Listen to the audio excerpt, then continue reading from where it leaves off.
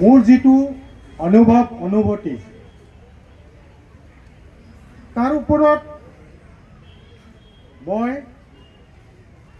সাম্প্ৰতিক সময়ত বাস্তৱ ক্ষেত্ৰত যিবিলাক ঘটনাৰাজি হৈ আছে তাৰ ওপৰতে মই এই কবিতা পুথিখন প্ৰকাশ কৰিবলৈ আগবাঢ়িছিলোঁ।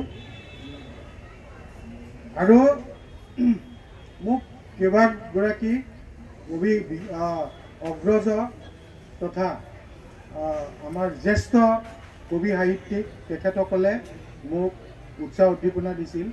আৰু বিশেষকৈ মোৰ সহধৰ্মিনী অভিযন্তা ৰঞ্জু গগৈ ভাগৱতী, তেওঁ মোৰ এই কিতাপখনৰ প্ৰকাশৰ আঁৰৰ মানুহগৰাকী তেওঁৰ কাৰণে কিন্তু মই অতি কম সময়ৰ ভিতৰত, মই এজন অভিযন্তা, আপোনালোকে গম পাইছে মই এজন ছ'চিয়েল ৱৰ্কাৰ,